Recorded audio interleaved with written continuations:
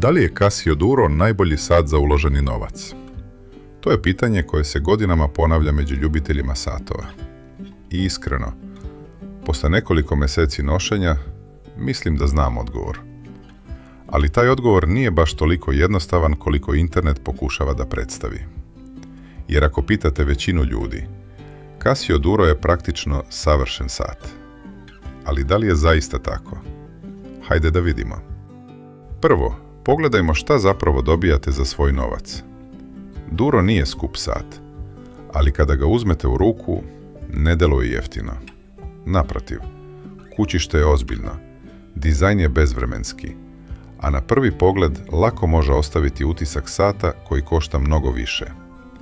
I upravo tu počinje njegova najveća prednost, vrednost za novac. Jer za relativno malo novca dobijate stvari koje su nekada bile rezervisane za mnogo skuplje satove. Na primjer, vodootpornost od 300 metara. Nivo koji će ogromna većina vlasnika teško ikada iskoristiti, ali je lepo znati da postoji. Tu je i ušrafljujuća krunica, detalj koji uliva dodatno poverenje, posebno kada je reč o ronilačkim satovima. A onda dolazimo do mehanizma. Kvarc. Znam, nekima će to odmah biti mana, ali iskreno, za većinu ljudi to je ogromna prednost. Precizan, pouzdan, bez navijanja, bez servisiranja. Samo stavite bateriju i nosite ga. I upravo zbog toga Duro može biti odličan izbor za nekoga ko želi sat koji jednostavno radi, bez komplikacija. Ali postoji još jedna stvar koju ljudi često zaboravljaju. Duro izgleda dobro na gotovo svemu. Metalna narukvica, guma, koža. Jedan sat, a više potpuno različitih karaktera. I upravo zato ga mnogi toliko vole.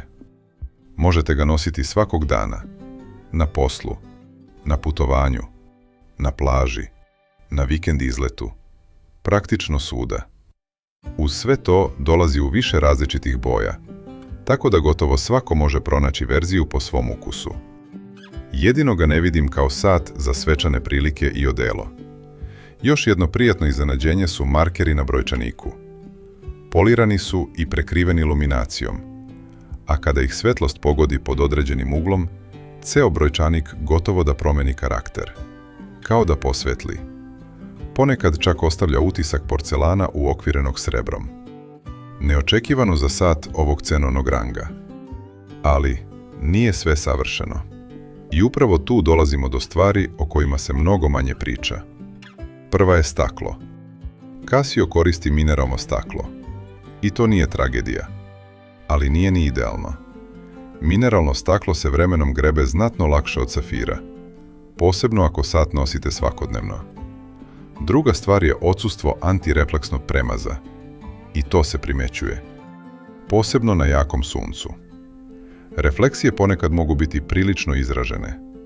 Nije nešto zbog čega nećete kupiti sat, ali jeste nešto što ćete primetiti tokom korišćenja. Zatim dolazimo do veličine. Duro izgleda masivno i ima poprilično prisustvo na ruci. Čak i na mom zglobu od 18,5 cm deluje kao da je na granici. Zato oni sa manjim zglobovima treba da obrate pažnju i na taj detalj. A onda dolazimo do originalne gumene narukvice. I ovdje ću biti potpuno iskren. Po meni, ona je katastrofa. Sat izgleda mnogo bolje nego što narukvica ostavlja utisak. Kruta je, neudobna i jednostavno ne prati kvalitet ostatka sata. Srećom, to je problem koji se veoma lako rešava. Nova silikonska, nova metalna i sat odjednom izgleda potpuno drugačije. Po mom mišljenju, najbolje mu pristaje Jubilee narukvica. Sa njom izgleda mnogo ozbiljnije i prava je šteta što ne može da se kupi sa njom direktno iz fabrike. Ja sam isprobao nekoliko različitih narukvica, čisto da steknete utisak kako sat izgleda sa svakom od njih. Danas ga najčešće nosim na Jubilee narukvici ili plavoj silikonskoj.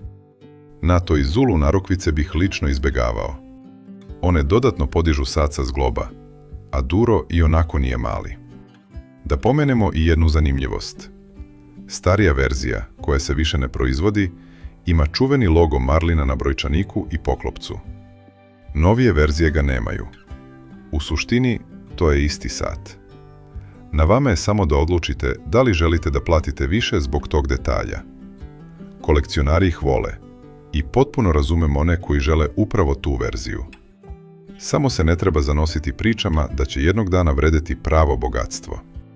Ipak govorimo o kvarcovom Casiju, a ne o retkom švajcarskom kolekcionarskom satu. Pa da se vratimo na pitanje sa početka.